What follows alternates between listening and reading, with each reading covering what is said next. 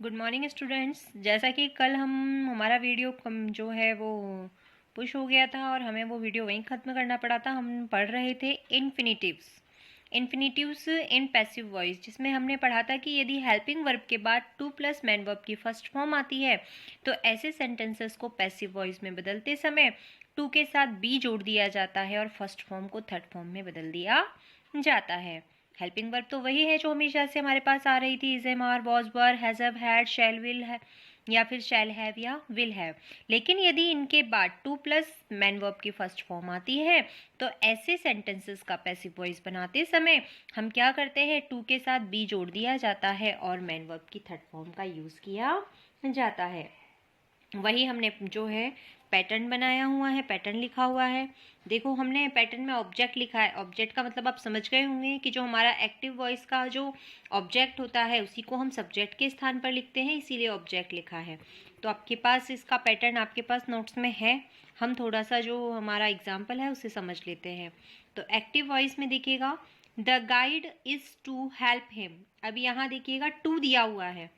क्या दिया गया है? टू दिया गया है। यहाँ बताया था is am are, was were, इन सब के बाद यदि टू आता है तो यहाँ इसके बाद टू आया है, तो जब हम इसे पैसिव वॉइस में बदलेंगे तो टू के बाद बी जोड़ दिया जाएगा और हेल्प की थर्ड फॉर्म यानी हेल्प का यूज़ किया जाएगा। बाकी रूल पहले वाले ही रहेंगे, subject to object and object to subject. तो देखिए, द गाइड हमारा सब्जेक्ट है, इज हेल्पिंग वर्ब है, हेल्प वर्ब है और हिम ऑब्जेक्ट है। तो हिम ऑब्जेक्ट का सब्जेक्ट क्या होगा? ही के साथ भी इज आएगा क्योंकि इज एम आर में तो कोई पे चेंजेस होता नहीं है। लेकिन इसमें बींग नहीं जोड़ेंगे बिकॉज यहाँ पर टू आया है तो हम बी लगाएंगे। तो इज टू के साथ बी जोड़ दिया, टू बी। हेल्प की थर्ड फॉर्म हेल्प, बाय लगाकर सब्जेक्ट को ऑब्जेक्ट के स्थान पर लिख दिया है।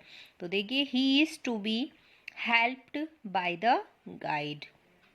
अब कुछ पैसिव वॉइस ऐसी आती है, ऐसे सेंटेंसेस जो देयर से स्टार्ट होते हैं। अब जो सेंटेंस देयर से स्टार्ट होते हैं, ऐसे सेंटेंसेस की पैसिव वॉइस कैसे बनाई जाती है, उसके लिए हम ये वाला रूल फॉलो करते हैं। देयर प्लस वर्ब, वर्ब यानी कि helping verb, plus subject plus to be plus main verb की थर्ड फॉर्म। आगे वाली हेल्पिंग वर्ब है, लास्ट वाली मैन वर्ब है क्योंकि उसमें थर्ड फॉर्म चल रही है। ऐसे एग्जाम्पल से समझते हैं हम। देखिए, there is no form to reject. There से स्टार्ट हुआ है सेंटेंस। इसको जब हम बनाएंगे तो बनाते समय भी इसमें कोई सब्जेक्ट ऑब्जेक्ट वाला इशू नहीं रहेगा। इसमें सिर्फ हम टू बी जोड़ देंगे और मैन वर्ब की थर्ड फॉर्म लगाएंगे। देयर एज इट इज रहा, इज भी ऐसे का ऐसा ही रहा, नो भी ऐसा ही रहा, फॉर्म भी एज इट इज रहा। सिर्फ टू के बाद हमने बी जोड़ दिया और रिजेक्ट की थर्ड फॉर्म को हमने रिजेक्टेड लिख दिया है। तो देखिए, कोई खास चेंजेस नहीं होता, सिर्फ टू बी जोड़कर।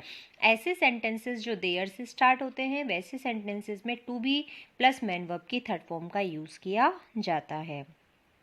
अब यहाँ देखिए, बी प्लस गोइंग टू के वाक्यों के पैसिव वॉइस, ऐसे सेंटेंसेस जो बी प्लस गोइंग टू से स्टार्ट होते हैं या फिर हम कह सकते हैं कि ऐसे सेंटेंसेस या ऐसे एक्टिव वॉइस के सेंटेंसेस जिसमें बी प्लस गोइंग टू आता है, तो ऐसे सेंटेंसेस को पैसिव वॉइस में बदलते समय हम गोइंग टू के साथ जो है हम गोइंग टू बी करते हैं। टू के साथ उसमें भी बी जोड़ दिया जाएगा और मैन वर्ब की थर्ड फॉर्म का यूज़ किया जाएगा। इसमें भी कोई खास चेंजेस नहीं है। बी प्लस गोइंग टू और फर्स्ट फॉर्म तो एक्टिव वॉइस में दी हुई होती है, फर्स्ट फॉर्म को तो हम थर्ड फॉर्म में बदलेंगे क्योंकि हम जानते हैं पैसिव वॉइस में हमेशा थर्ड फॉर्म आती है। सिर्फ गोइंग टू के साथ बी जोड़ दिया जाएगा। तो इसे भी हम एक एग्जाम्पल से समझ लेते हैं। तो देखिए, I am going to give you a reward. I am going to give you a reward. A reward क्या है? इसमें ऑब्जेक्ट, ऑब्जेक्ट को हमने सब्जेक्ट बनाया, अ रिवॉर्ड। अब यहाँ देखिए, is am are I N G की फॉर्म आई है तो रिवॉर्ड एक है, इसीलिए हम इसका यूज़ करेंगे। तो अ रिवॉर्ड इज गोइंग। अब टू के साथ हमें क्या जोड़ना है? इज गोइंग, तो आपको पता है इज गोइंग तो लगाना ही है हमें। तो इस गोइंग के साथ हमने क्या लगा दिया है? To be. तो a reward is going to be, give की थर्ड फॉर्म क्या होगी? Given, given to you. A reward is going to given to you by me। by लगाकर सब्जेक्ट को ऑब्जेक्ट के स्थान पर लिखा, तो सब्जेक्ट क्या था हमारा? आई, इसीलिए हमने उसका ऑब्जेक्ट लिखा है मी। गिव टू यू तो यहाँ लिखा हुआ था तो गिव की थर्ड फॉर्म गिवन हो गई, टू यू यहाँ लिखना ही हमें, और बाय लगाकर सब्जेक्ट को ऑब्जेक्ट के स्थान पर हमने बदल दिया है। अब हम थोड़ा सा WH वर्ड के सेंटेंसेस जो हैं उसे हम देख लेते हैं। तो देखिए हमारे अगले जो एक्टिव पैसिव वॉइस हैं वो WH वर्ड के सेंटेंसेस हैं कि ऐसे सेंटेंसेस जो WH वर्ड से स्टार्ट होते हैं, तो ऐसे सेंटेंसेस की पैसिव वॉइस कैसे बनाई जाती है। तो देखिए एक्टिव वॉइस में वो सेंटेंस जो है WH word plus helping verb plus subject plus verb आएगा, लेकिन जब आप उसे पैसिव वॉइस में बदलोगे तो वहाँ पर WH word plus helping verb plus subject की जगह क्या आ जाएगा, ऑब्जेक्ट, क्योंकि हम सब्जेक्ट को ऑब्जेक्ट के स्थान पर लिखेंगे और ऑब्जेक्ट को सब्जेक्ट के स्थान पर लिखेंगे। तो यहाँ ऑब्जेक्ट आ जाएगा और मेन वर्ब की कौन सी फॉर्म आएगी, जैसा कि सभी जानते हैं कि पैसिव वॉइस में हमेशा मेन वर्ब की थर्ड फॉर्म ही आती है। अब WH वर्ड है तो क्वेश्चन मार्क तो आएगा ही। तो एग्जाम्पल में देख लेते हैं, when does he help me. When WH word है, डज जो है हेल्पिंग वर्ब है, ही सब्जेक्ट है, हेल्प जो है आपकी मेन वर्ब है और मी जो है ऑब्जेक्ट है। अब ऑब्जेक्ट को हम सब्जेक्ट में बदल देंगे, लेकिन WH वर्ड तो एज इट इज रहेगा। वैन को हमने वैन ही लिखा। डू डस को हम किस में बदलते हैं, इज एम आर में बदलते हैं। तो यहाँ मी का सब्जेक्ट आई आएगा, तो आई के अकॉर्डिंग हेल्पिंग वर्ब कौन सी आएगी, आई के अकॉर्डिंग हेल्पिंग वर्ब एम आएगी। तो व्हेन एम आई, हेल्प की third form helped by him, he का ऑब्जेक्ट क्या है, हिम, और वही क्वेश्चन मार्क हमने लगा दिया है। तो ये थे हमारे WH वर्ड के सेंटेंसेस। अब हमारे नेक्स्ट जो सेंटेंसेस है वो हम देखते हैं हु से स्टार्ट होने वाले, कि ऐसे एक्टिव वॉइस के सेंटेंस जो हु से स्टार्ट होते हैं उन्हें पैसिव वॉइस में कैसे बदला जाता है।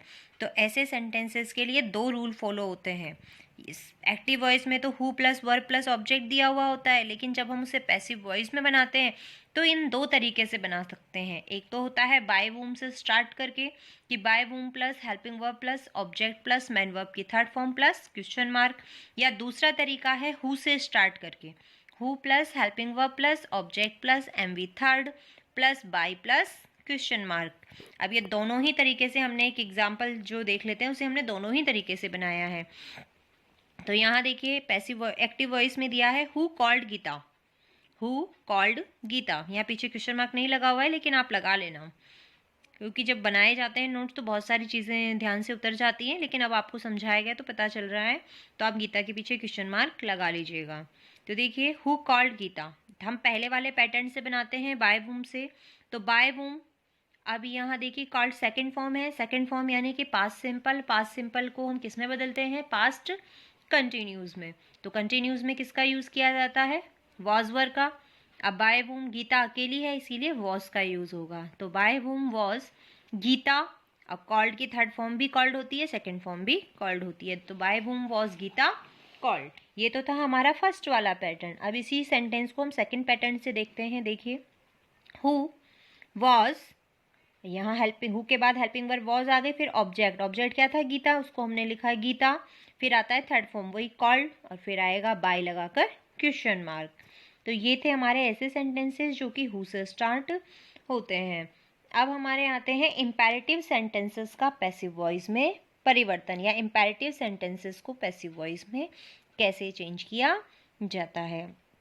तो यहाँ देखिए जिन वाक्यों से या जिन वाक्यों में एक्टिव वॉइस के ऐसे वाक्य जिनमें हमें किसी को ऑर्डर का या कमांड का भाव पता चलता है, तो ऐसे सेंटेंसेस को पैसिव वॉइस में बदलने के लिए हम सेंटेंस को लेट से स्टार्ट करते हैं। किससे स्टार्ट करते हैं, लेट से स्टार्ट करते हैं, तथा लेट को सेंटेंस के स्टार्टिंग में रखते हैं। जैसे कि लिखा हुआ है कि लेट को वाक्य के प्रारंभ में रखते हैं, उसके बाद ऑब्जेक्ट लिखा जाता है। तो आप सबके पास नोट्स हैं, आप इजी गोइंग नोट्स को देख सकते हैं। आपके पास ये पैटर्न है, वर्ब प्लस ऑब्जेक्ट जो आएगा, ऐसे सेंटेंस इंपेरेटिव सेंटेंस जो वर्ब प्लस ऑब्जेक्ट से शुरू होते हैं, क्योंकि इनमें सब्जेक्ट नहीं होता। तो ऐसे सेंटेंसेस को पैसिव वॉइस में बदलते समय let plus object plus be plus main verb की थर्ड फॉर्म का यूज़ किया जाता है। अब ये इम्पेरेटिव सेंटेंस कैसे होते हैं, इम्पेरेटिव सेंटेंस का मतलब होता है, इम्पेरेटिव सेंटेंस वो सेंटेंस कहलाते हैं जिनमें सब्जेक्ट नहीं दिया जाता, सिर्फ डायरेक्ट जो है या तो किसी को ऑर्डर दिया जाता है, या किसी को कमांड दी जाती है, या किसी को एडवाइस दी जाती है, या रिक्वेस्ट की जाती है। तो एडवाइस और रिक्वेस्ट के लिए तो हम अलग यूज़ करेंगे। पहले हम कौन से वाले सेंटेंस समझ लेते हैं, पहले जैसा कि लिखा हुआ है हम ऑर्डर या कमांड वाले सेंटेंसेस को समझ लेते हैं। तो यहाँ पर पोस्ट दिस लेटर, इसमें क्या किया गया है, ऑर्डर दिया गया है कि तुम्हें इस लेटर को पोस्ट करना है। तो ऐसे सेंटेंसेस को पैसिव वॉइस में बदलते समय सेंटेंस को लेट से बनाया जाता है। तो लेट लिखने के बाद जो ऑब्जेक्ट क्या था, दिस लेटर, तो लेट दिस लेटर और बी लगाकर मैन वर्ब की थर्ड फॉर्म, तो पोस्ट की थर्ड फॉर्म क्या है, पोस्टेड। तो यहाँ हम बनाएंगे let this letter be posted. इसी का एक और एग्जाम्पल हम देख लेते हैं, ओपन द डोर, तो यहाँ आपका आ जाएगा let the door be open, let the door be opened. ये थे हमारे इम्पेरेटिव सेंटेंसेस, वो जिनमें ऑर्डर या कमांड का भाव दिया गया था। अब हम इम्पेरेटिव सेंटेंस वो देख लेते हैं जिनमें एडवाइस या रिक्वेस्ट दी जाती है, जिसमें एडवाइस दी गई हो, किसी को कोई सलाह दी गई हो या फिर किसी से कोई प्रार्थना की गई हो, तो वो सेंटेंसेस भी हम देख लेते हैं, क्योंकि उसी के साथ हमारे जो हैं वो एक्टिव पैसिव वॉइस ख़त्म हो जाते हैं। हालांकि जितना आपके कोर्स में था उस कोर्स से काफ़ी ज़्यादा डीपली और एक एक पॉइंट आपको समझाया गया, आपकी बुक्स में तो इतना है भी नहीं जितना आपको समझाने की कोशिश की गई है। होप दैट अब आपके पास हिंदी के, इंग्लिश के सारे PDF भी हैं, वीडियोज़ भी हैं, तो आप अच्छी तरह से इसे समझ रहे होंगे। तो लास्ट हमारे जो सेंटेंस हैं एडवाइस और रिक्वेस्ट के, उसे भी हम देख लेते हैं। तो देखिए, यदि इम्पेरेटिव सेंटेंस में एडवाइस या रिक्वेस्ट दिया गया हो, तो एडवाइस या रिक्वेस्ट दी गई हो तो हम क्या करेंगे, देखिए यदि एक्टिव सेंटेंसेस के अंदर सेंटेंस में अगर एडवाइस या रिक्वेस्ट दी है तो वहाँ पर वो सेंटेंस जो है वहाँ पर आप उसे पैसिव वॉइस में बदलने के लिए अगर आपको रिक्वेस्ट करनी है तो वहाँ पर आप यू आर रिक्वेस्टेड टू का यूज़ करेंगे, और अगर सलाह दी गई है तो यू आर एडवाइज टू का यूज़ करेंगे। किसका यूज़ करेंगे, एक्टिव वॉइस के सेंटेंसेस में यदि किसी को कोई एडवाइस दी गई है तब तो उस सेंटेंस की पैसिव वॉइस बनाते समय हम वाक्य की starting you are advise to से करेंगे, लेकिन यदि किसी से कोई रिक्वेस्ट की गई है तो सेंटेंस के स्टार्टिंग में यू आर रिक्वेस्टेड टू लिखा जाएगा। जैसे हम एक एग्जाम्पल से समझ लेते हैं, तो देखिए, प्लीज़ टेक योर सीट, यहाँ प्लीज़ से ही पता चल रहा है कि यहाँ पर रिक्वेस्ट की गई है, प्लीज़ टेक योर सीट। तो यहाँ पर आप सबसे पहले क्या लिखेंगे, यू आर रिक्वेस्टेड टू, बाकी सेंटेंस एज इट इज़ लिख दिया जाएगा। सिर्फ क्या लिखा जाएगा, you are requested to take your seat. ऐसा ही देखिए, अवॉइड बैड कंपनी, बुरी संगत से दूर रहो, यहाँ क्या कहा गया है, एडवाइस दी गई है, तो वाक्य की स्टार्टिंग में हम लिखेंगे you are advised to, you are advised to, बाकी सेंटेंस एज इट इज लिख दिया जाएगा, you are advised to avoid bad company. तो देखो, इसी के साथ आपका जो है सेंटेंस, जो आपके पैसिव वॉइस के जितने भी सेंटेंस थे, जितने भी नोट्स थे या पॉइंट्स थे, आपको सारे समझा दिए गए हैं। इसी के साथ आपका एक्टिव पैसिव वॉइस कंप्लीट होता है।